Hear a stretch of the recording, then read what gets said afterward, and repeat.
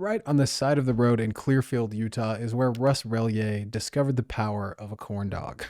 About a year earlier, he had hit rock bottom financially and personally. And while I'll let Russ tell most of the story here in a moment, it was a corn dog that changed his life for the better. Russ had relocated to North Dakota to make money during an oil boom, and at the state fair, he ate the most delicious corn dog he had ever had. And with a little persistence, he was able to get the recipe, and he started selling the same corn dogs out of the back of his truck on the side of the road in North Dakota. Fast forward a few months, he moved home to be closer to his kids and started selling the same corn dogs in Davis County and at BYU football games. And this business took off instantly.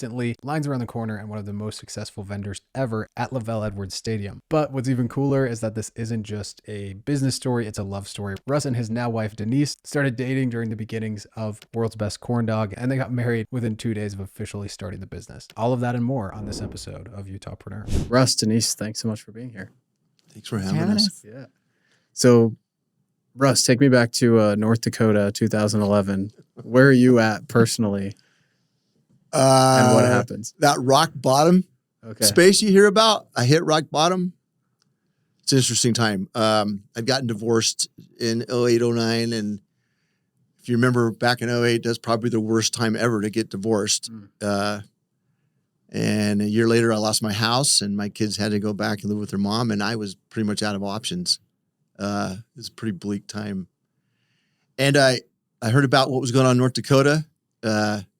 Really an act of Jesus moment for me. I had a friend who was a dentist, and I had to go in and see him late one Friday afternoon, and his office is all packed up. And he's, dude, what are you doing? He goes, I'm moving to Carrington, North Dakota, which is right in the middle of North Dakota.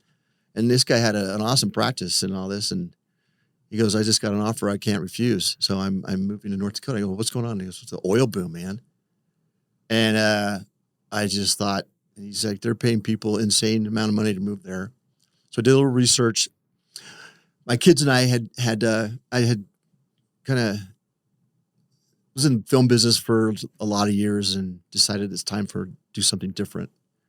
And anyway, my kids and I had talked about opening a little restaurant in Kaysville where we would come, and thought that'd be fun, work as a family. And it's probably the worst time ever to try to raise money to open a restaurant. So I thought, well, I'll go to North Dakota, make some money, come back. And that's what I did. And ended up driving to this, ended up in Williston. Well, I found out where the best restaurant was up there, the busiest restaurant. And it was a place called Grandma Sharon's, and been around for 30, 40 years.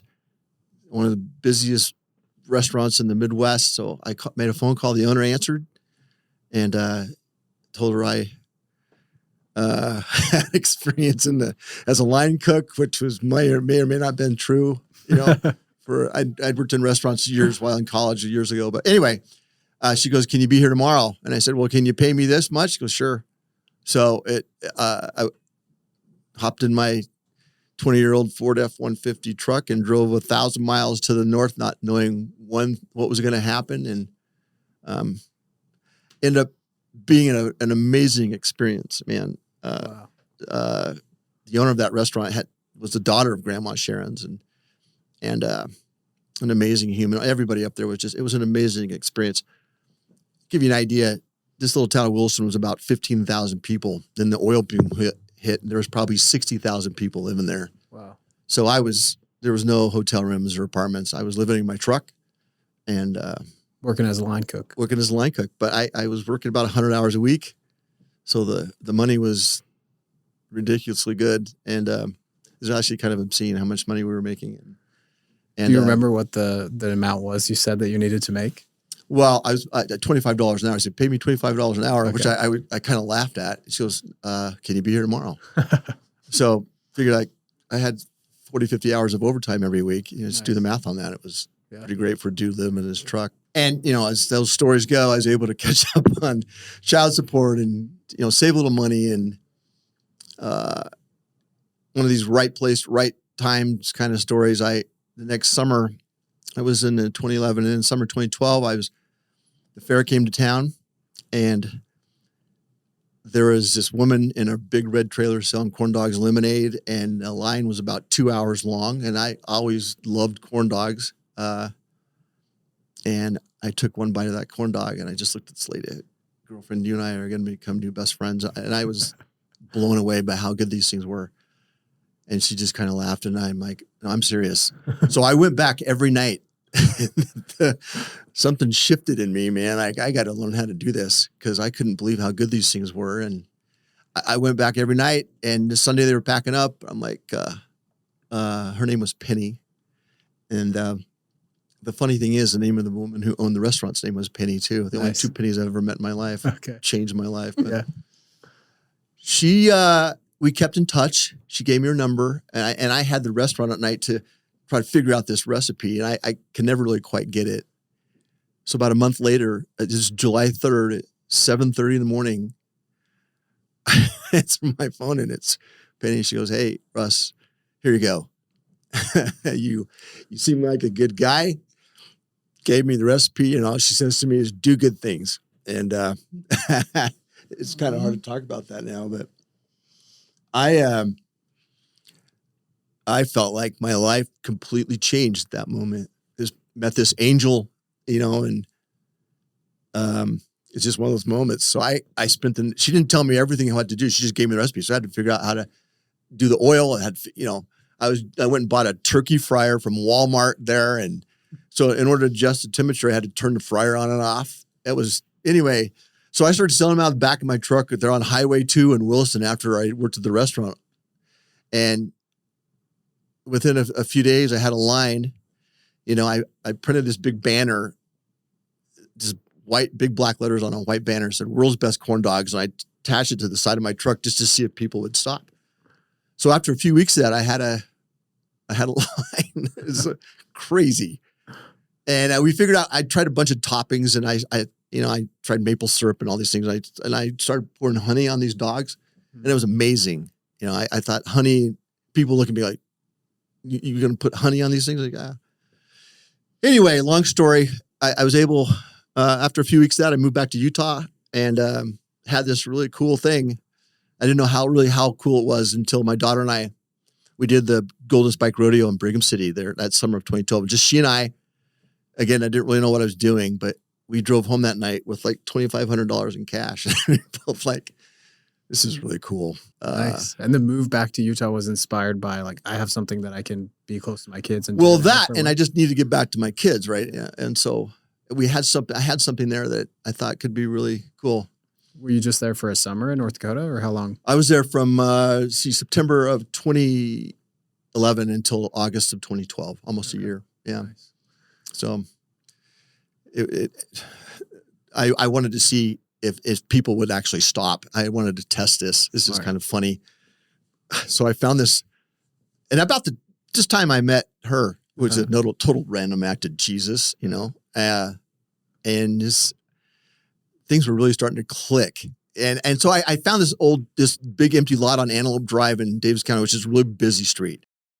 So I just parked my truck there on the side of the road with this big banner, "World's Best Corn Dogs." And I set up a canopy, and again, I had the turkey fryers, but I bought another one. And dude, the first Saturday, I think we sold maybe 30 or 40 corn dogs. People just saw the sign and curious and stopped. And then the next week, it just got bigger and bigger. And the funny thing, after a few weeks of this, I was sitting there one day, and I didn't get a health permit or a business license or anything. I just wanted to see if people would stop, right? Shadow testing. Shadow test, yeah. That's the word. There you go. Funny thing, I was there one Friday afternoon, and I had a crowd sitting around. Most of them were like Clearfield City employees, waiting for their corn dogs. And the health department shows up and flashes their badges. And I'm like, what took you guys so long? I've been here for like almost a month. And they didn't laugh, but flashed their badges and wanted to see my permit. I said, of course I didn't have one. And I go, how'd you guys find out about it? I goes, well, the dude around the corner is all ticked off because he's trying to sell hot dogs out of his driveway, and he told us about you. So they let me finish cooking the dogs for all the city employees. But the next day, I went in to see the guy who shut us down. His name was Rob Nunn. Mm-hmm. Ended up becoming one of my good friends. And I'm like, Rob, this is what I want to do. I want to sell corn dogs on the side of the street. So tell me what I need to do so that I can do this next spring. And nobody was doing this. I mean, there's lots of taco trucks, but nobody was.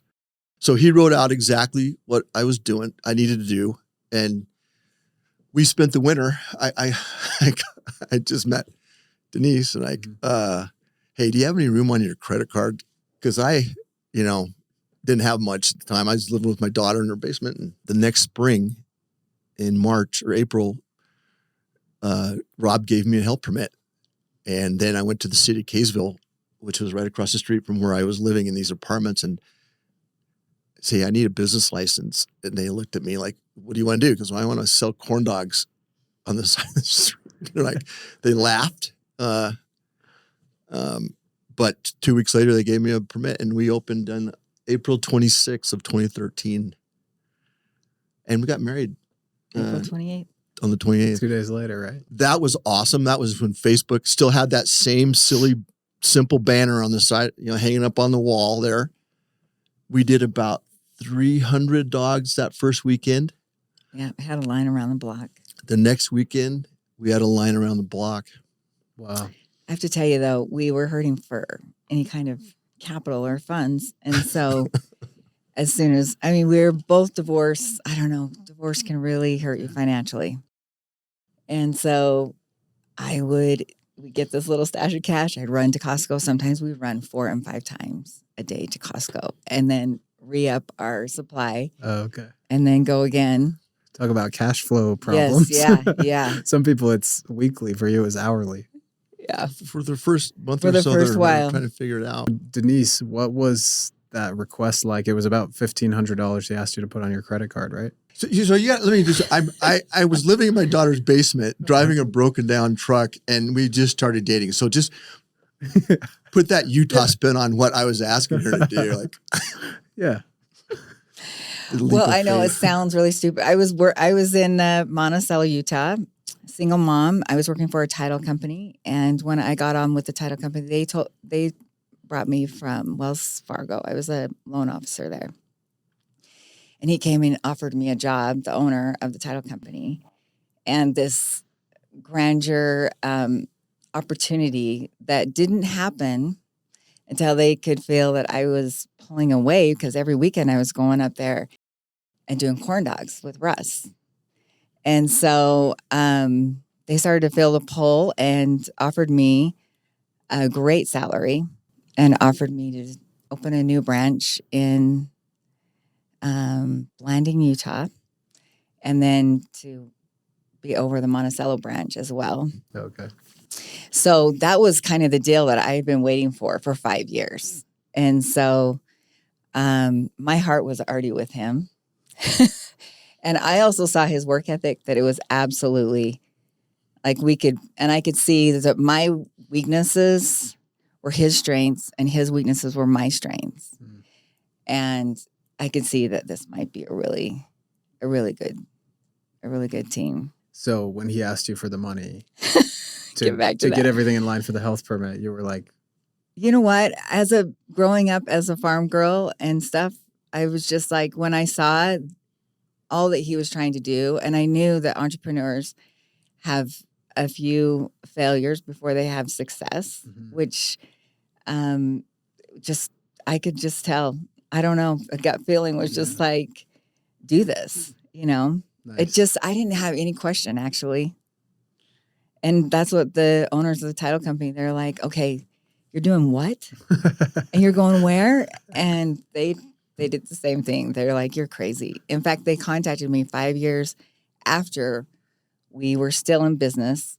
One of the owners moved up to Salt Lake and offered me a job. He had moved his title company downtown Salt Lake. And he said, it can't be going that well, right? And I said, why don't you check out our website? And he's like, oh, you have franchisees now? And we're like, yeah, we're doing pretty well. That's amazing. He was like, there's no way this is going to pan out, even years later. Yeah, He was like, I don't think this is going to fly, but it did. Was the 1,500 on like permits and stuff, or did you guys actually have like a truck or something at that point? Oh, that was to make a cart, to build a cart. Okay. Rob had given me a list of stuff in order for me to be health department compliant, with all the, he listed some specific things we needed to do. So I just hopped on KSL, mm-hmm. and I was picking up old parts, old catering carts. And we found a guy in West Valley who ended up being a magic with this stuff and built it exactly to spec. Wow. Yeah. it took us the winter to find everything kind of, I mean, we're just picking, the cart I found was in some dude's backyard buried in 4 feet of snow, but it worked. It was perfect for what we needed. Yeah. You know, so we just did what we had to do to. So did you honeymoon selling corn dogs? It took us a while to get to a honeymoon because we have 9 kids together. I had 4, he had 5. Yeah. And we actually lived apart for a year because he was like, I have a 6-year plan and you're not in it. And I was like, I have a 5-year plan and you're not in it. And our kids, both of us had just got them settled and we did not want to disrupt that. And so about the time I got that offer, my kids came to me and we had been going up every weekend and doing the BYU games and stuff. And they were having a blast working corn dogs. Oh, okay. And so they were like, Mom, we think you should marry Russ. And I was like, oh, good, because we're already married. That's what we didn't tell anybody. We got married. We didn't tell anybody. So was it with all those same Clearfield employees? Like, oh no, dude, we got married at our bishop's backyard. Oh, okay. Like an hour before state conference on a Sunday morning. It was awesome. And the coolest thing about this story, there was a little girl up in the window watching us. Their middle daughter named Allison. Uh-huh. She ended up being one of our first employees. Nice. She would call us every week from the time she was 13 or 14. Hey, when can I come work for you guys? Yeah. So she came on when she was 14 or 15. Still wasn't even legal to work in the trucks, you know. Which we didn't even know. But she became such a rock star. Wow. I mean, she was driving trucks at 16, all these events. She ended up going on a mission and came back and ended up working for us. Now she runs all of our social media and scheduling. Amazing. 10, 11 years later, she's got 3 kids.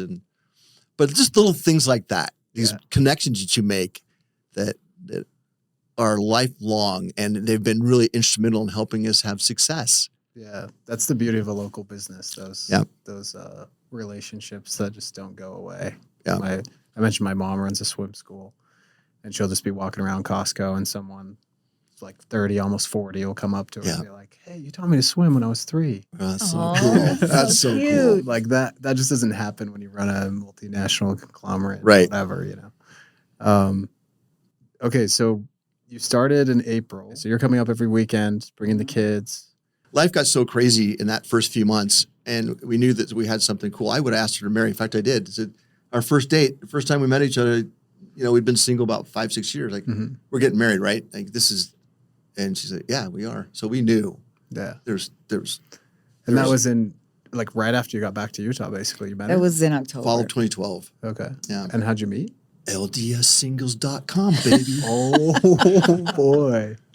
Dude, that's amazing. It was LDS Planet at the time. We weren't expecting a little. It was LDS Singles. Oh, and that's a crazy story, too. But okay. Anyway, it was.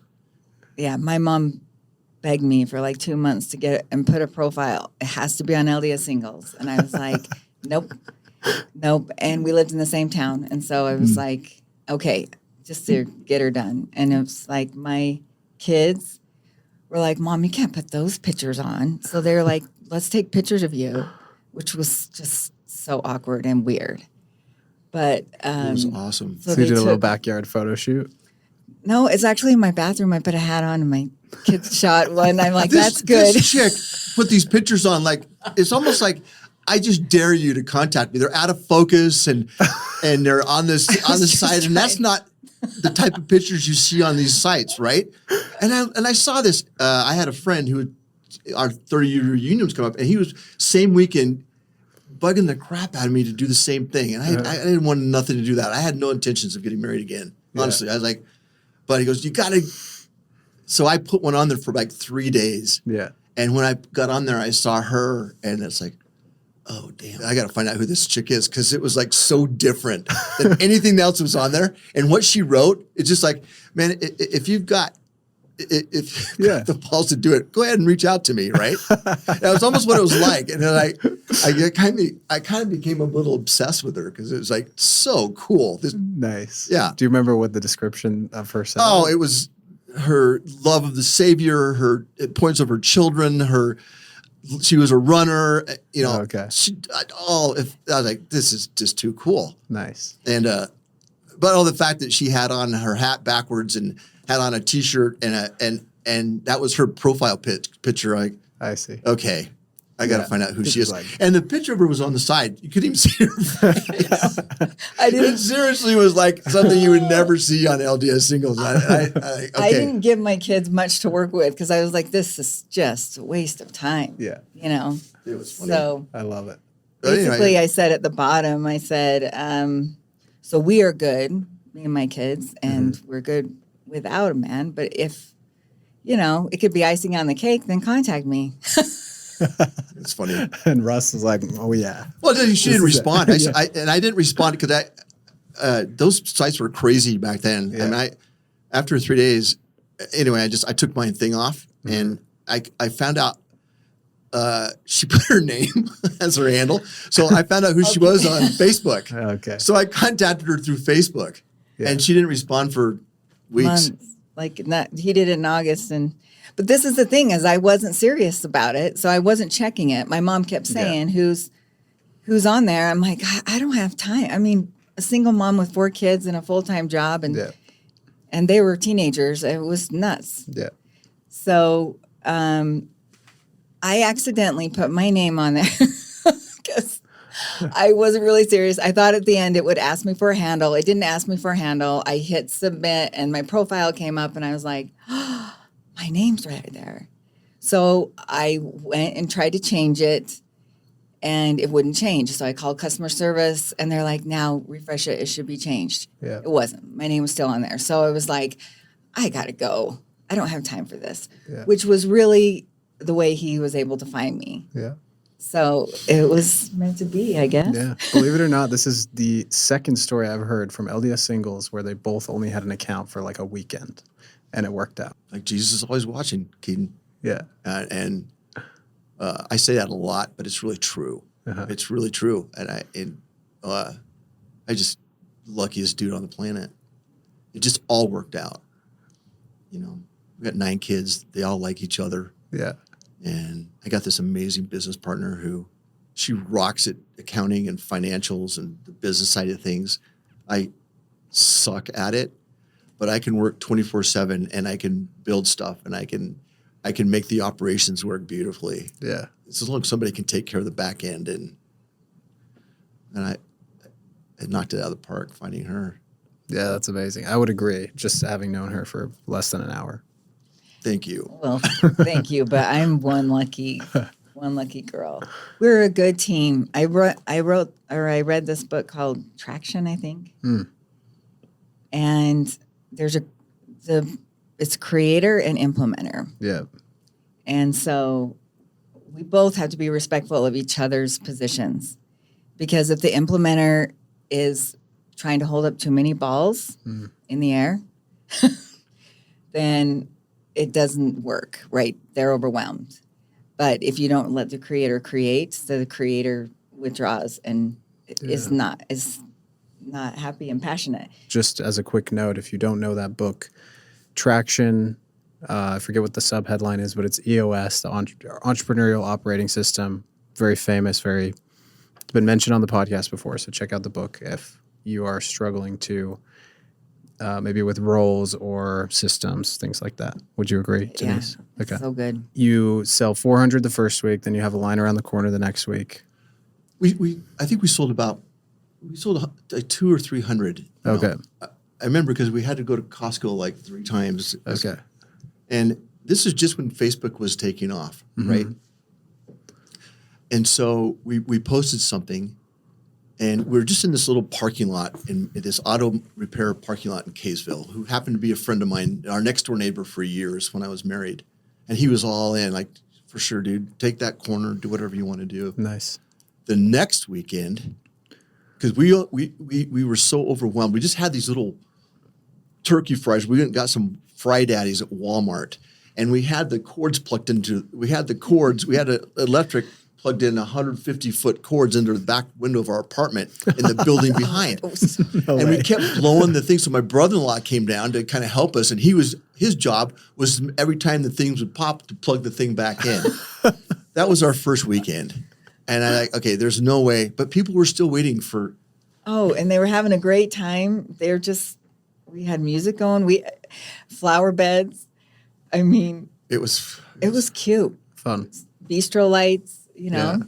The next weekend, we decided we got to shut down. We got some real fryers, and we got to the parking lot probably at 9 o'clock. There was maybe 50 people waiting for us to open. Wow. What time are you guys opening? And it was like that every weekend after. And then that Saturday night, there was a line seriously down around the block. And people were waiting for, like, what's going on here? And we were cranking as fast as we could go. And it was really unbelievable what happened. And was it just you two cooking the dogs? Well, we had our, Well, I would come up on the weekends, and he had. Our kids were helping. This Okay. is where Jeff came on, but it was just us. It was just my daughter, Skylar, and Denice, and my son would help. You know, we'd have one kid run to Costco, and it was just nuts. And then Brooke Walker, is it Walker, Mm-hmm. who runs the KSL studio show, shows up and goes, "We need to do a story on you." Nice. Because she lived in Farmington, I think, saw the lions.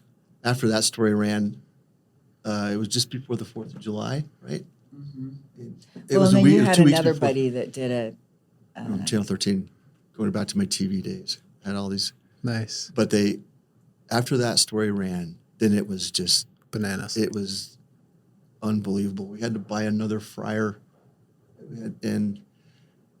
it was from this. We'd have 100 people waiting for us to open, and it was so cool. It was just something I'd never experienced before, and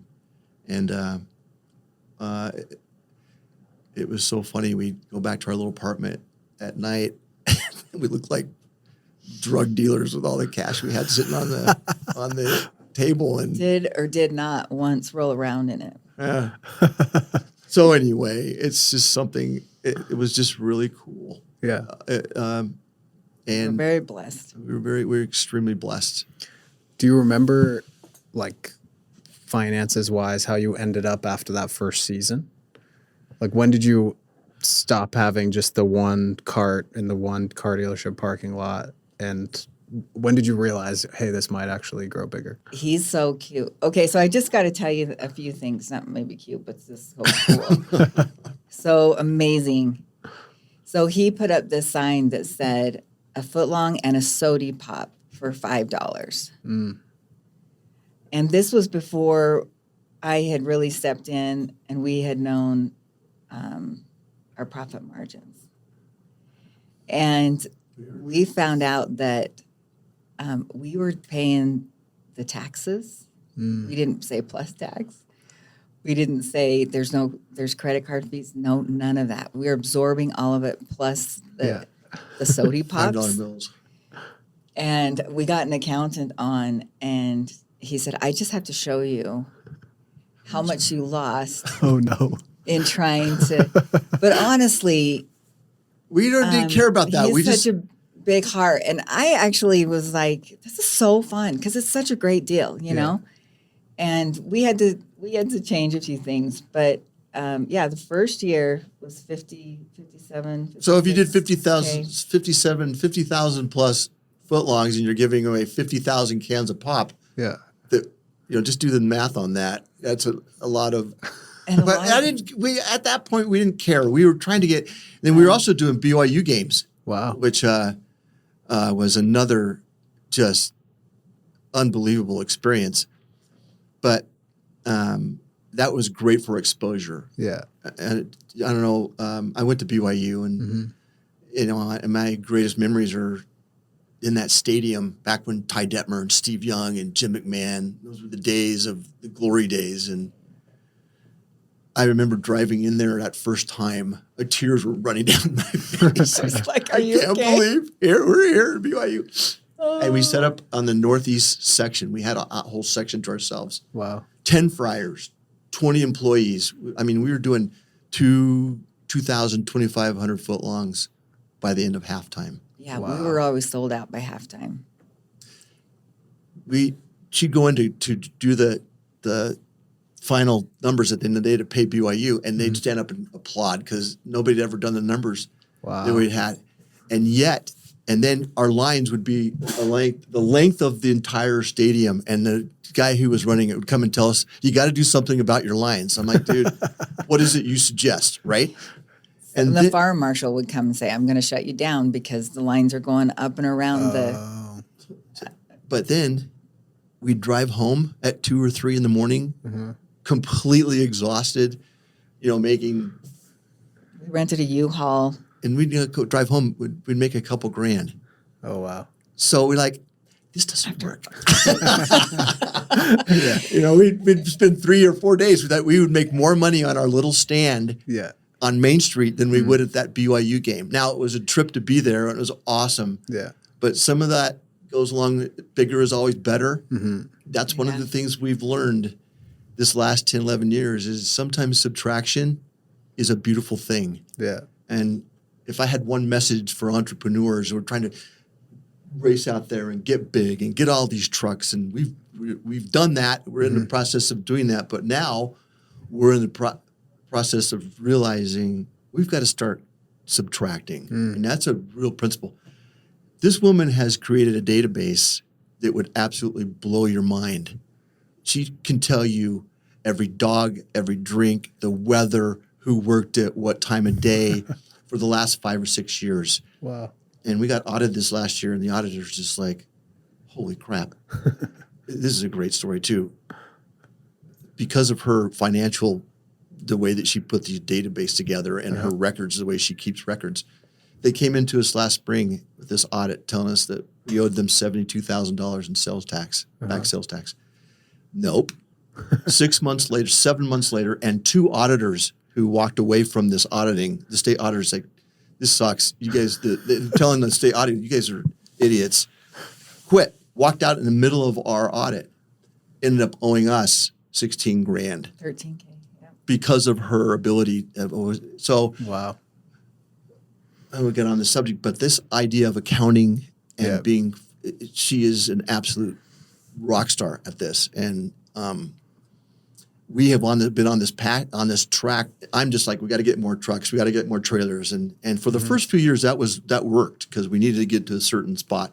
But once you hit that spot, then there comes that. Mark Cuban talks about this, the 3 to 2 principle. I think it's called, but you get to that point where you start losing money in your growth. Yeah, and that was a hard lesson for us to learn, but we're learning it. We also lost quality. We were watching. That was a big thing. And it was really frustrating because it's our baby. Yeah. And so we were like, that's not okay. Yeah. To have skinny corn dogs? No. And such a common problem with food startups. It is. They start out so good and then it's so popular that it really sucks to see that and observe it. And we've observed, we're foodies, right? And there's nothing that's more irritating to me to see this beautiful restaurant. People spend all this time on the presentation and their food sucks. Yeah. And the carnage on the side of the road with food trucks and food trailers and restaurants is long and sad. Yeah. Right? Yeah. But that wasn't something we were willing to sacrifice. And so a couple of years ago, we had to start subtracting. And that's a hard lesson to learn. And there's an ego involved with it, right? Yeah. You got to set that aside. And yeah, that's really what she's really great at is help me manage my ego. No, I appreciate it. I'm really grateful for it. I'm not kidding. I'm really grateful for it. Yeah, I mean, you're the king of the world when it comes to corn dogs. Yeah, thanks. Yeah. Thanks, Keaton. You might recognize that. Numbers don't lie. I love numbers because there's so much truth in them. Yes. And so when I would start putting the labor with our operating costs, with gas and all that, and coming down to what really we're holding in our pocket, it was a sign that we need to pull back on so many trucks. We need to pull back on labor or, work this little stand over here versus a big event. Yeah. It did get us really great exposure. Yeah. But we also came up with this concept of minimums. And it was our first season. So we didn't have any food trucks until that next winter because the demand was like, we miss your corn dogs. So he had rented a couple of trucks from a gentleman, and Same dude who built our cart decided to get nice. in the truck leasing business about the perfect time. Good for him. Yeah, he was an angel. You know, he said, "Hey, when we decided we need to get a truck for the winter, I called him and he goes, dude, I got one right now. I'll have it ready for you on Monday." Nice. Thank so you. we were able to go through winter because of that. It wasn't okay. really like we were knowing that we were going to be a food truck, because that wasn't even a concept. We were just trying to stay out of the weather. Just kind of making it up as we go along, right? Yeah. Which is funny. So then we had a wonderful lady call us, and she said, "It's my child's 2nd year birthday, and we really want you guys. We love you guys. He loves your corn dogs." And so I asked about how many we were going to be serving, and it was going to be equal to what we would have done at the stand. Oh, wow. So we pulled a truck, and we shut down the stand because it was just him and I, and we ended up selling 40 corn dogs. Oh, wow. And I said, never again. Because, first of all, you don't know how many people are ever going to show up. Yeah. And over time, we've been able to come with a sweet spot calculation. Because people will say, and then you cut that in half, and then what you think you're going to have, you cut that in half because of circumstances, right? And so we found out what we were going to do on an hourly basis with a truck. And so people would either hire us for a lunch or a dinner. And so we would figure out, for those 4 hours, we'd make this much. So then I started asking for a deposit, which would go towards the minimum, and this is the minimum. I'm not moving a truck and catering. Unfortunately, we would love to throw corn dogs out to the whole world. Seriously. We really have been taken care of by other people, and we really have been into some bad spots in our lives where we really had nothing. Yeah. We'll go through we both experienced this, where we'll go through a grocery line and our car's declined. The groceries back, right? So we would love that more than anything, but we had to stay in business. And so I would explain that as I would schedule and just be like, "I'm so sorry, but we just got to make our numbers work." Yeah. So those minimums really do save us. Yeah. So BYU happened that first year? Wow. Yeah, that was fast. So would you do like mornings in Clearfield and then drive, or was it just the game that you'd end up doing? No, we kept our stand open in Okay. Kaysville. And then we'd get we went and we'd go do the games. Okay. And you were at both places, or did you have someone running the stand in Kaysville? Somebody ran the stand. Okay. We'd have somebody run the stand. Nice. Just a couple, 2 or 3 people could do that. Yeah. Kids from the neighborhood, kids from the ward, Nice. Yeah. And then we had some kids at BYU. We both had kids in Provo who could help us. They brought their friends. We paid them really well.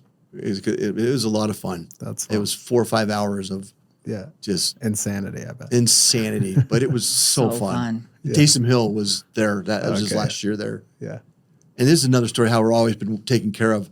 If you might remember, the first opening game was with Texas that year, and they shut the stadium down because a half an hour before they opened, the half an hour before the game started, it started lightning, like serious, Utah County monsoon. So they cleared everybody out of the stadium, and they moved us. We were we had to move underneath the north end of the stadium. This is going to suck. Because we spent thousands of dollars in product to get there, right? Nope. Everybody came that was underneath that stadium waiting for the 2 hours for the game to start, bought corn dogs from us, and it was one of our best days we ever had there, just because of the rain and the lightning. Yeah. It's that type of stuff that would happen. Yeah. Just keep you moving along. We don't know how we're going to do this, but we're just going to keep moving forward, and hopefully it'll turn out. And it ended up, it's cool. Very cool. Got us going. So you transitioned from the cart to the truck probably in October, November of 2013? We had a truck going by January, I think. By the first week in January, we had a truck going. Okay. Yeah. It was so funny because we found out how to be legal with our trucks. They said you need branding. So we got some Velcro, and we got this We had fast signs put Yeah. out, Just world's best corn dogs, and we'd Velcro it up on on the side of the trucks. And then we'd take it down. But sometimes we'd forget to take it down, and we'd start driving, and it would blow. Back then, though, you got to realize there was only Waffle Love, Cup Bop, and there was an Asian gal. I think it was Asian Chow and us. There wasn't very many trucks. There was a lot of taco trucks doing things illegally, but the health department didn't really know. It blew up so quickly that it took the health department 2 or 3 years to kind of figure it out, and we took advantage of that. I mean, if I was share some of the stories of what we were doing prior to, Rob would be mad at us. Again, if you don't have the means to it immediately, you got to find a way, right? Yeah. You just got to find a way to make it happen and hopefully not hurt anybody or make anybody sick. Okay. So, follow the rules, but if you're not able to follow the rules to the T, you got to find a way. Yeah. Ask for forgiveness, not permission. Right. Thank you. Yeah, that's it. So, it's kind of the mantra of my life, mostly. But when we were back in the beginning of this in the 2000s, when food trucks, 2010, 2011, like I said, the health department was trying to figure out this food truck thing, and so were we. We were all kind of growing and learning together. And what they said, well, you got to have a commissary. You have to have a commissary to park your trucks, and that's of course because you don't want guys parking their trucks and doing stuff in their home. There's no compliant issues there that you can regulate, that you can follow through with and know that they're following the rules and being safe and handling food. And I think I told you the health department showed up that in the early days. I didn't have a permit. Well, I was dipping pre-cooked dogs into an oil 375 degrees for 5-6 minutes. Nothing bad's going to survive in there. Yeah. Had I been doing raw meats or raw chicken or something, I'm sure I would have got a ticket. But no, I wasn't doing anything dangerous, and I was aware of that. I wouldn't have done anything dangerous. So, my temperatures were right, and I knew about food safety by that point. And anyway, I was trying to be compliant. So these food trucks, they kind of get out of control because the health department couldn't keep up with all the trucks that were exploding, it grew fast. And so there would be these places, these restaurants like out in West Valley, that would act as a commissary. You could put down the commissary address. And so there'd be 50, 100 trucks parked at this restaurant, right? Now, you know as well as I do that not all those trucks are going to park there. They just had to get their name on the license, on the application, right? Yeah. And then we'd pay a guy $200 a month to say that he was our commissary. And I don't think we went there once in 2 years because we just had to get the license, right? Yeah. But the health department caught up to this as they should have, right? Yeah. And so, 3 years in, we couldn't find a commissary anywhere in Davis County. So we found this building, and another act of Jesus, right time, right place. We had a friend recommend this guy. He had a space. It was perfect for our needs, but it didn't have a wash thing or anything like that. So we had to build out a commissary inside this building, right? So she and I, Christmas 2015, and the cool thing is we didn't have money to hire a contractor. Yeah. We had YouTube, and we had the guy who owned our building was a former contractor. Okay. So he come check things. So he came and he allowed us to do this. That's the other thing. He said he was a beautiful man, still our good friend, and owns the building. And he's really one of those guys that helped us move it along. But we had to do some certain things to be compliant with what the commissary needed to be. Well, we did all the work, and Jeff would come down and check it, make sure it's all right. I'm watching my YouTube videos of how to wire a building and do the sheetrock and everything. And so after 5 or 6 weeks, we got it done, and he gave us a commissary permit. But that's the kind of stuff you got to do. We bought an old 3-compartment sink from McDonald's, that worked perfectly. We still have it. I can take a bath in it if I need. It's so big, but those are just little things you got to find upon the pieces to be compliant. Because the health department, you gotta fall in, right? Yeah. And you got to do the things that they say, or because they watch. Thankfully. Yeah. I mean, there's a lot of food trucks out there, and a lot of them, sometimes I wonder how they get permits, but you've got to keep your public safe, right? And so I'm thankful for them. And they can either be your enemies or your friends.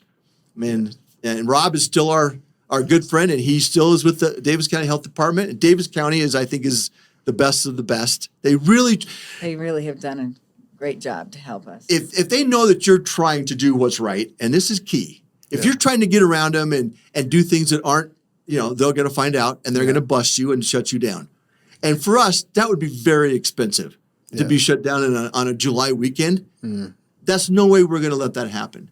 So we've worked really hard to make them our friends, and thankfully, and they've helped us along the way. And there have been times where, they've let us.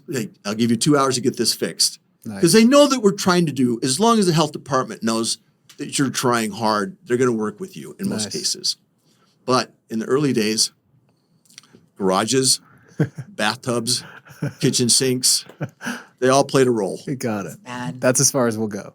That's as far as we'll go. And shout out to Rob if you're watching this. Yeah. We would never do We something love that was unsafe, but we had to make it work. Nice. You Sorry. were saying that you wanted to see their processes. Well, at the end of that fall, when we were building the stuff that we needed for the spring, trying to put those pieces together, I like I mentioned before, I was a foodie. I really loved good restaurants, and my two favorite restaurants were Cheesecake Factory and Market Street Grill. At the time, where Market Street and the gastronomy, those were the best restaurants in Salt Lake back in the late 80s and early 90s. And so I got a job at Market Street Grill, and I opened the one at the airport. I was with that first group. And then I got a job at the Cheesecake Factory working the line. And my whole motivation there was I just wanted to see how their processes work. And it's absolutely astonishing.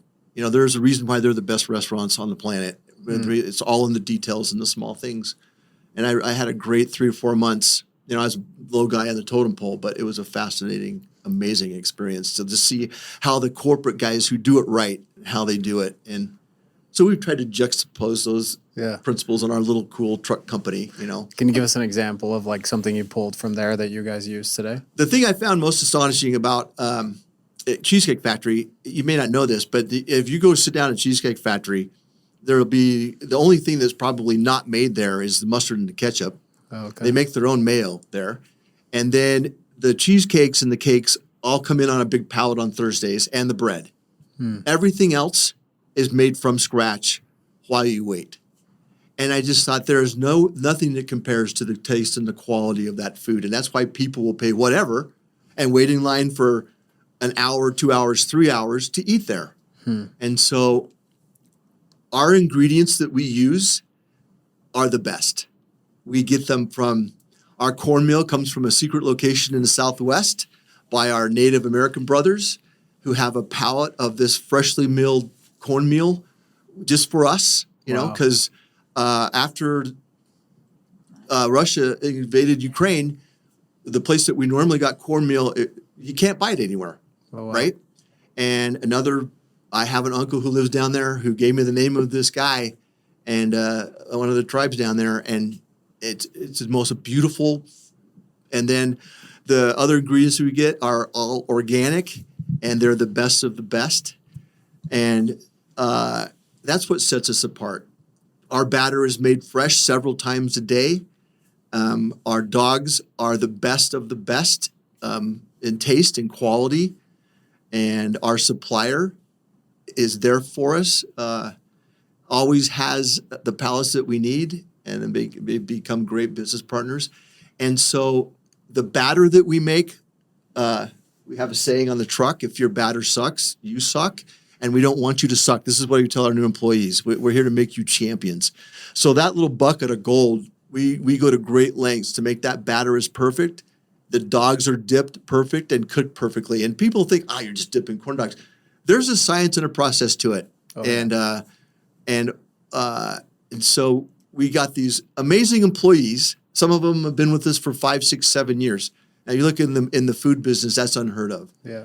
But we teach them from the moment they walk in that door, in that truck, how to make batter. So the batter's perfect. And that's really what sets us apart from everybody else. Very cool. And that all came from the Cheesecake Factory. How they do it. I garnered that from the Cheesecake Factory and from Grandma Sharon's work in North Dakota. These guys did things handmade and from scratch. And you can tell. You can tell. And That's it's amazing. you guys, we all go to these restaurants. There's a reason why we love these restaurants, because the people running them care about the little things. Yeah. You know, what's going to end up on that plate in front of you before you put it, before you eat it, and that's what makes this experience so magical, right? Yeah. Okay, so it sounds like the finances of this whole thing really shocked you in terms of like how much the bottom line was actually being affected by things like credit processing fees or how much you're paying employees, etc. So was it like 6 months in that you clued in that you hadn't really made that much, even though you sold almost 60,000 corn dogs? Or Denice is probably the right one for this question, I assume. We could have been shut down by tax entities really easily. And so, like he was doing some of but there was like 11 entities that we needed to pay. Oh, wow. And we were only doing like 3. But this is one of my pet peeves. And I really want to do this going forward. When I get time, I would like to work with the state of Utah and put together a package before you get a business license. Mm. And they say, this is what you're going to be identified as as a business. This is how you need to set up your business. These are the entities that you need to pay. Yeah. And then you go through a class and and have that set up before you get that business license. I see. Because they just give it to you when you pay, and there is nothing, So we had to learn by trial and error and not knowing. Yeah. And so when I went through this audit with the state supervisor, I just was like, this is just not okay. We really, really need to have something as businesses. We really need to have something when we start to know if we're compliant or not, and then come back maybe 3 months later and see if we're doing because honestly, I wanted to follow the rules. I wanted to make sure we were compliant. We knew we had something amazing, but we didn't know. I mean, I think it was year 2017 by the time we realized that we had all of these entities that we were not paying and had everything in line. And then we had a great CPA that came on, and he was like, okay, you need to do this and this and this. And so he's like, I've got your penalties and your fines down. So now this is what you need to pay. And you need to pay going forward and backwards. And so it took us a few years to be able to get to the point where we were caught up on the back end and that we stayed compliant going forward. Yeah. And so, answer to your question, it's really hard to know. Now we know. Yeah. And our profit margins are much better. But we also have had years to take care of things that were not being taken care of or that we brought on with us through life. I mean, I was 42 and he was 50, 43 and 50. And so, it was like starting over. Yeah. Yeah. It was starting over. It was. Years old, starting over, starting from scratch. And, a lot of people would say that you guys are crazy, just get a day job and, get some retirement built up or something. But we like to live dangerously.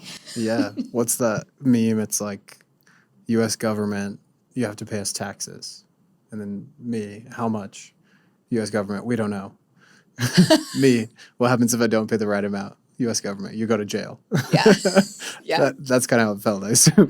It's really crazy going through this audit, and she was just on this like 24/7 for months. It was causing her so much stress. And every day it was like she'd come back and tell me, I didn't even have any idea. I mean, this woman has been doing this for years, thinking that she was, and they would come back and say, oh, well, it was mind-boggling that there's no communication. And in our CPA, there was things about that he didn't even know. Yeah. So there's really a disconnect in the information and the education. Oh, yeah, it's so hard. It's crazy. So hard.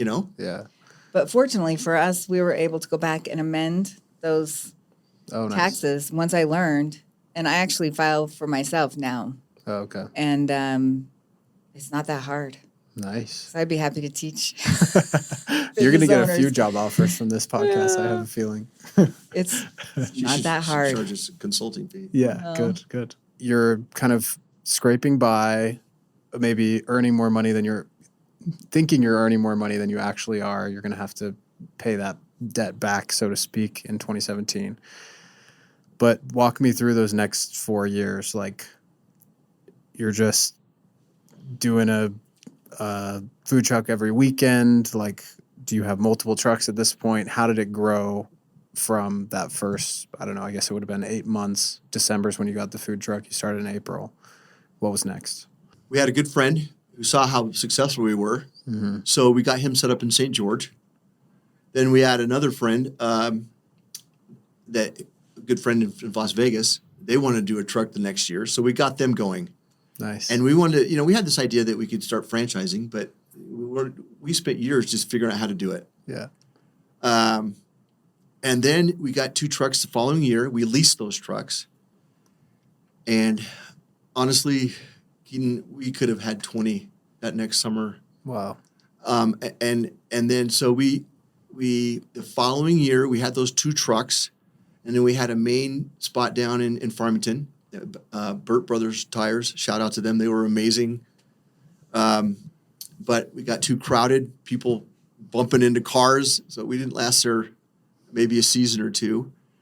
Another friend had a trailer for sale, and we got it for a good price. And then the following year, 2016, we had an angel investor Nice. friend saw how well we were doing, and she just, I'd love to say her name, but I can't say it, but she was an angel.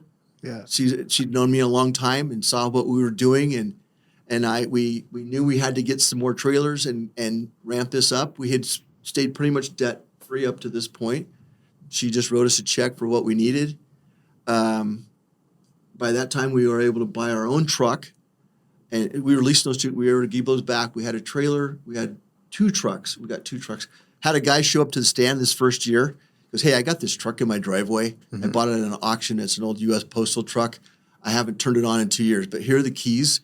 I'll sell it to you for $700, what I paid for if you want it." And I'm like, I went over there that night, and she was down in Monticello. I He go, called me. I went and I thought, this is a joke. I mean, he's been sitting there. I started turning this thing on, this old diesel postal truck to put those. I took it down the freeway 80 miles an hour. Wow. And we started right up. It was this awesome truck in mint condition. Nice. So I went down the next day, gave him the $700. That was our commissary. Actually, we used that as a commissary for about till 2015. Then we just finally built that truck out a few years ago. Okay. So we just, little by little, we were running 5. At one point, we were running 6. 6 trucks. Just COVID happened, and we were able to use some of our COVID money to buy 2 more trailers or 3 more trailers. We didn't use those for a year, but it's a good thing we did, because then we had a truck catch on fire last summer before last. So to answer your question, it took us, we kind of wrapped up. Now, it would always cause her grief. We got to buy this truck. We got to get this going. And she's like, "Whoa, dude, slow down, cowboy." But she jumped on, because I would just beat it into her till she said yes. But one of the things that made me say yes is because there was no way we were going to be able to keep up with what we, the negative that we had brought on the business and not cripple it unless we grew. Yeah. And so it was a scary time. For me, I don't like to buy something until we own and are 100% out of debt, right? But that's kind of not the way business works. Yeah. Yeah. And you really need to jump out on faith. And luckily you were feeling the demand at the time. It the wasn't demand like was insane. Yeah. We have couldn't never keep been up. able to keep up with the demand. Yeah. 90%. We're very blessed. 90%. We have a full-time scheduler now, and have had for the last few years. But when she was answering the phone, 9 out of 10 calls, she'd have to say no. So the We're demand, still saying no. from 6 months out of the year, we could have 20, 30 trucks going, and we wouldn't be able to. Yeah. So we were pretty confident that we could take care of it. But then, as we talked about earlier, you get into that mode of like, oh, holy moly, man, and you want to try to handle everybody, but then you got to get really good at saying no. Yeah. And that took me a while to grasp, and we probably went a little too further than we should have. Yeah. And just the payroll. Oh goodness. Yeah. The payroll You feel your was stomach going out of control. I mean, we had this number that we were doing, we are now in the 7 digits, Yeah. Annual sales, low 7 digits, but this was something it was beyond our scope of imagining. Yeah. But just having these employees, and we hire awesome. Yeah. We have just got the most amazing employees, right? And we pay them really well, and they make really good money in tips. Mm-hmm. It's awesome. And it was out of control. Yeah. It was just out of control. And we just had, what do? You get a position like, and one night I was listening to Mark Cuban on something, and he was talking about this 3-2 principle. And he goes, if you don't understand this, and I wish I could go back and find that. I tried to last week. I wanted to, but you get to that point where your increase is now diminishing returns. Yeah. I worked double, but I took home less, or I took home the same. That kind of vibe, right? Yeah. Right. Work smarter, not harder. And You had to so learn that. it's just, and trying to wrap your head around that. We're trying to ask for advice. How do we do this? What do we do here? And everybody seemed we talked to didn't really know. I mean, you're a food truck, and there's no food truck franchises like ours. There was been a couple that have kind of come and gone, but we were running 20 trucks, right? We now have franchises in Utah, Idaho, and Arizona, and they're doing amazing. But we're all kind of learning together. And Nevada. Right? And Nevada, too. So it went quickly, Keaton. Yeah. I mean, within a couple years, we're like, I always felt like that, a Budweiser commercial where the two frogs are sitting on the lily pad and the truck goes by and the dude sticks his tongue out, the one frog, and then he's just flying, screaming, being pulled by his tongue. Yeah. That's how I felt. Yeah. 24/7, all for the last 2 years. Yeah. And look, this is a whole new world to me, right? And to Denice. So we've made some big mistakes, and thankfully we're able to kind of fix them. What are some of the things that you have subtracted in the last couple of years? COVID taught us a real valuable lessons with subtraction. And 2019 was the year that he's talking about, where we were just going full blown. And we would do sometimes 8 events in a day. That means we had trucks going out for lunch and dinner. We did more events. I mean, it was ridiculous. We had like 333 events in 1 year. Wow. Now we are seasonal. So it was like, most of that was like 6 Summer. months worth. Yeah. And so it was nuts.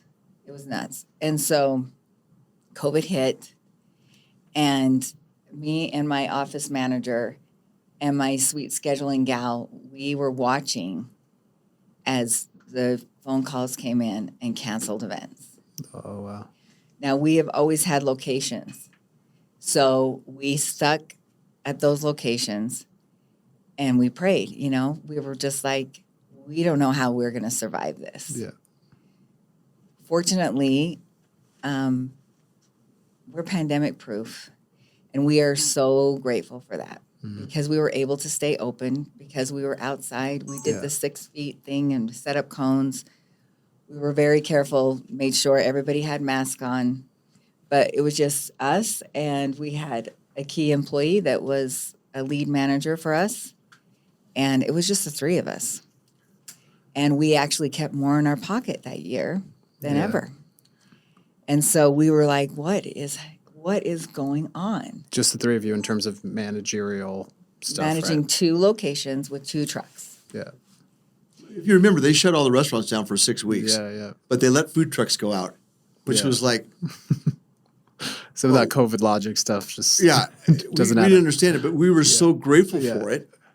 And then the other thing that was so frustrating is we got that COVID PPE stuff that we had to pay the employees for not working, which I couldn't fathom. Yeah. But we learned some really valuable lessons in COVID about profitability, sounds like. again, it's not one of those blessings that you Yeah. don't recognize until you get through it. See able to see things a lot more clearly. Got it. So saying no to seeing all those events cancel, now you're much more picky on the events you do say yes to, I assume. Yeah, and we just we have spreadsheets that are like annual events profitability analysis, and so we on a yearly basis, those events we look and see how profitable they were and say yay or nay to them, because a lot of times there's fee or percentages that you have to pay, and if it doesn't work out with your labor, and events are like tides. They're real popular, and then they go out, and they're not so much popular. And sometimes the weather affected it. And those things we keep track of in order to say, hey, this was still profitable this year, or hey, this one really wrapped up. Let's say yes to this one. And one of the great things about our business we just love our vendors, our event coordinators. We have really good relationships with them. And so we will share our numbers and help each other understand. And instead of just saying no because we just say no, I say, hey, listen, this is what happened last year for our food trucks. So we're welcome. We would love to come on again if we maybe have 2 less trucks or 3 less trucks, or our lines were way too long to keep up. You might need to ramp up more trucks or something like that. And so we just feel like communication is key, and always having locations to park your trucks at is so important. That's your fixed income. We have the regular locations that we knew that's been a really key thing too. We have our trucks that go to the regular locations every week, and we have these loyal customers that show up every week. And then we have our trucks that do events. Yeah. And so that's the sweet spot in the truck world. Nice. If you can figure that out, It sounds like, Denice, the data, you alluded to this earlier, but I've experienced the same thing. Data is so humbling. Yeah. You look at it and you can't argue with it. And I've done it a few times where I'm like, no, that can't be right. And then she tells me, like, there's no way that's right. And she just looks at me. Yeah. Well, I just show the numbers. I'm like. So look. And bringing that to the vendors, as you said, like it's just it's a very kind way to do business, but it allows you to have something in your back pocket that's like, hey, look, this isn't personal. We've got to do what's best for us. And like, this is what happened. And they can't, point fingers at you and say you did something wrong or whatever. Yeah. Right? This world is about relationships, right? Yeah. And we want to have the best relationships with all that we do business with. And I think it's really important we communicate and help each other. You know? That's so cool. Another thing that keeps coming to mind as you're talking, one of my favorite phrases in business is slow is smooth, smooth is fast. Like that, the ramp up sometimes feels really exciting, feels like you're crushing it, and then you look at the profit numbers and you're disappointed. Keeping that in mind with what you've learned in the last few years, what's next for World's Best Corn Dog? Franchising. Okay. We've been running these pilot trucks for 6 or 7 years. We call them pilot trucks. They're just to see how to do it. Yeah. How do we get better to them? What works for them? And we've let our franchisees have a lot of leeway because they're basically our business. They are our business partners. Yeah. You're jumping into bed with them, man, and they better smell nice and act nice, right? And we've made some mistakes. Yeah. That's a hard thing to have because it's a great opportunity. I mean, this is a fantastic opportunity. We'd love to share it with everyone, but the food truck business is hard. Yeah. This is a different world, and it's fun. Customers love us, and if you love this, if you love to work and you love this kind of work, there's nothing better. Yeah. So our object now is Denice and I are trying to move out of running the trucks ourselves, and get more into franchising and building our franchisees' businesses that are where they are currently. Because there's been a lot of leeway. We've kind of let them do what they wanted to do and testing to see what works, what doesn't work. But we've come to one thing. We're world's best corn dogs. We do one thing, and we do it better than anybody else on the planet. That's our focus. If you notice, our menus are really simple. We have a brat, and we have cheese sticks, and those are simple and they're all hand dipped and battered and people love them. But that's what we do. Yeah. You know, we don't do fries, we don't do desserts, we do corn dogs, and we want to share this with the world now. We think we've got our system set up, our trainings are set up. People, our franchisees have been doing a fabulous job figuring out the processes, and we've kind of amalgamated those all together. And now it's time to share. So I don't think I'll ever get up not doing trucks. It's such a wonderful thing. We've kind of scaled down this winter with just a couple locations, and Denice and I have been running the trucks for the first time in years, and it's been such a joy to reconnect with some of these customers that have been with us for 12 years. Yeah. You know, but now it's time for us to move to that next section and sharing it with whoever would be interested in something like this, and it's a fabulous business. It's great with the family. All of our kids have worked for us. They've all made really good money. They've all learned some hard lessons. I had to fire my 2 oldest sons on the same day and kick them out of the house because they kind of took advantage of the parental situation, but they understood the lesson, right? And not just his sons. I mean, I fired my kids as well. Yeah. So they learned that we're serious. But we rehired him back to help out years later. Or it's a great family business. It's just a fabulous family business because we've all had some great times, memorable times with it, and sometimes we've had kids who've been in between jobs or fallen on some hard times and been able to come back and work the trucks, kind of get back on their feet. That's been a huge blessing. Yeah, you know, it's just a fun business. It's a lot of work. You know, you're going to bust it for 6-7 months out of the year. Yeah. But then in the slow times, you have times to kind of enjoy and do what you want. You know? Nice.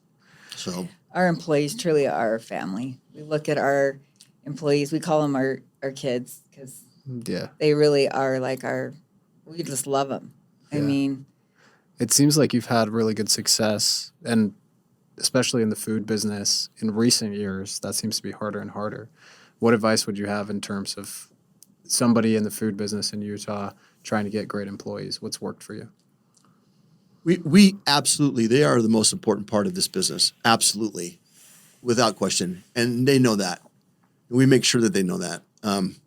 We value them because they duplicate us. So they are not expendable. Mm-hmm. They are not something we can discard. Yeah. They are so valuable to us. And so they better darn well know that through pay and through affirmation. We've been so lucky. We have a gal that's been with us for 7 years, and she's going to go to medical school, and she decides she's going to go to nursing school this next fall. But she's been with us, and they're just amazing, and they are the most important people in this business. That's the most important aspect of this business. Yeah, and there have been times where customers will do things. You know what? It's not always the customer's right first. Yeah, because we've had situations where, you know what, our employees are right and you're not. Yeah. And I'm viciously protective of them. This food truck business can be kind of sketchy in some areas, and their safety and is paramount to us, and that they're having a good time, and that they're safe, and they're making good money, and that is key. And now our labor costs get out of big, but that's okay. At the end of the day, our company has been represented the way we want it represented, and then they've learned how to create a product just like we would create it, and that has value to them, and they can see how that pays off. Mm-hmm. And we keep having these kids come back, and it's a beautiful thing. And the other thing that's so amazing is we've never once put a help wanted sign out or anything. We either get the siblings coming back, if we need to hire some people, I say, tell your friends. We'll get 10 calls from their friends. Hey. We've never had to go out and recruit anybody. We just have these awesome humans who talk to their awesome humans and friends and family. I mean, we have 3 generations of kids that have worked for us, and we've got to. Yeah, we want to put up a family tree because every one of them are connected. That's amazing. And they started from our kids' friends. Yeah. That little Allie we told you about, who was such a rock star. Well, she was part of the Davis County, the Davis Darts lacrosse team. Mm-hmm. Well, we probably had half the lacrosse team work for us, and every one of them were with us for multiple years. Love it. Sometimes we've had them 4 or 5 years. You know, that's unheard of in the food business. And so it costs us more money. So what? We were able to build this company and establish a great product that people love, will travel to. It's kind of become a destination. Yeah. And there's a reason for that. And it's because 100%. of those employees, those team members that work with us that make it so great. I love it. I think, does it have to do with what you said about going from, I think you said you had 35, but you took it down, but you paid them more? Keeping them is how you keep them. Is they know that they're valued. Yeah. And they know their value in the company, and they know that they're valued, and that's important to them. You know, and it goes deeper than that. You know, it's sometimes like you hear those things of they're your employees, they're not your friends. That is absolutely not the case here. We love these guys. We care for them. We're deep ingrained in their families, and that's all right. Yeah. You know, I've never believed in this business is personal. It's not business. It is personal, right? Yeah. And I like that. I do remember what I was going to say. So our CPA told us that you don't have the turnover, Yeah. and that is costly in Well, it's training. so expensive. And also, we have a 4 checkpoint for cash because we are giving these 100% trust. Yeah. And these checkpoints have, over time, we found 2 employees that were not honest. But that's a lot of employees in a lot of years. And he was just like, well, you do pay them more, and you guys, you know, that your payroll's more, but it probably balances out with Talk about the turnover. mental bandwidth on a founder to be dealing with turnover of employees all the time. Like, just that is worth an extra whatever an hour. Yeah. You know, to make it so you can just, you know, crack open whatever you want to drink at night and watch a TV show without tearing your hair out. You know. Yeah. absolutely. Yeah. Peace of mind. Some of these kids could run the company better than we could. Nice. Honestly. I'm sure they will someday. Yeah. You know. Yep. So last question I have for you is, we've talked a lot about how you've matured in terms of finances and taxes and permits and all that type of thing. But when I look at your company, I see a very well branded company. I think the marketing is very on point.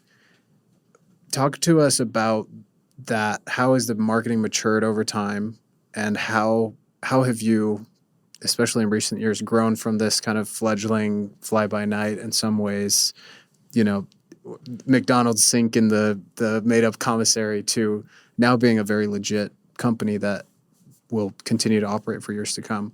What made the difference there, and was that intentional or just kind of happened? Keaton, it's all been organic. It's just naturally evolved to what it is.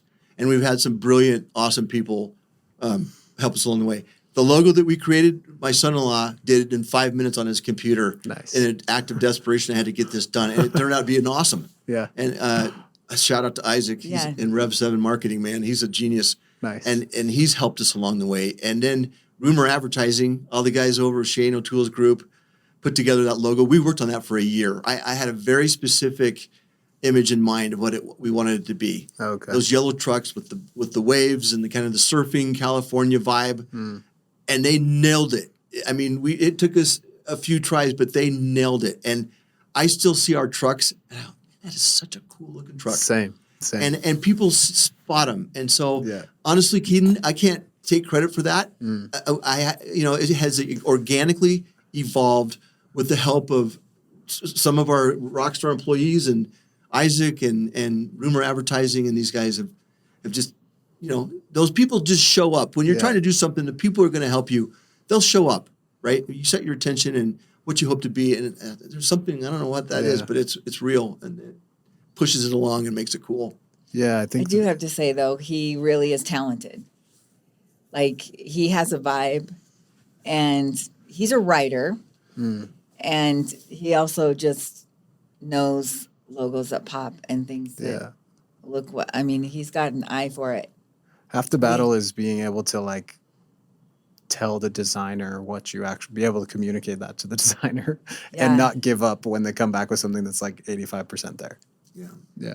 Oh yeah, that's one of the beauties of his personality is he will gently push until it's right, because our brand is so important to us that it mirrors us, right? And then we'll come back sometimes and we'll be like, that red is just not the right red, or that yellow is just, kind of not attractive to us, and he'll push and Love it. and get it right. Of course, we're always open to new things and making it even better, whatever that looks like. When it's time to change that or make it better, we absolutely will. Love it. Yeah, I think if I could summarize your story, it's when you set a goal, the universe conspires to make it happen. Absolutely. It seems like that really. Oh, I did have one last question. We're almost out of time here, but did you ever reconnect with Penny? 5 or 6 years ago. Wow. Yeah, she knew. But you stayed in touch? Yeah. Wow. Well, sort of, yeah. Yeah. Love it. She didn't have any kids. And she, I called her dozens of times and she called me once, right? Okay. She didn't have any children, and I don't know what happened. If you go to any of the state fairs in the Midwest, Iowa, Kansas, she had like 5 of these trailers moving around. And another act of Jesus, she heard about Williston going from a town of 15,000 to 60,000 that summer. So she decided to come up to the fair just to see if that was one of her spots. And I happened to be there. So, Nice. yeah, to answer your question, it was, yeah. Yeah, the dentist and the state fair and you moving up there, it all worked. Well, we the name of our holding company is Fig Cherry, and and that story, I was cleaning up farms and ranches all over Utah with metal and anyway, long story. I was sitting in a parking lot one night waiting for the recycling place to open. I was eating these black cherries and I chipped my front tooth. I mean, it broke in half. Oh wow.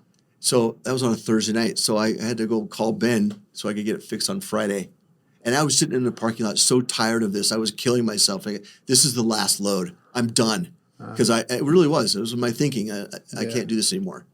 And I met Ben the next day. And there you go. The rest is history, man. Love it. Jesus is always watching, right? Yeah. Cool.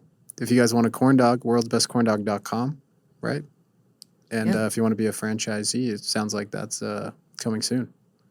It's available now. Available now in limited supply, so act soon. Yes. Thanks so much, guys, for coming on. This has been awesome. Thanks for having us.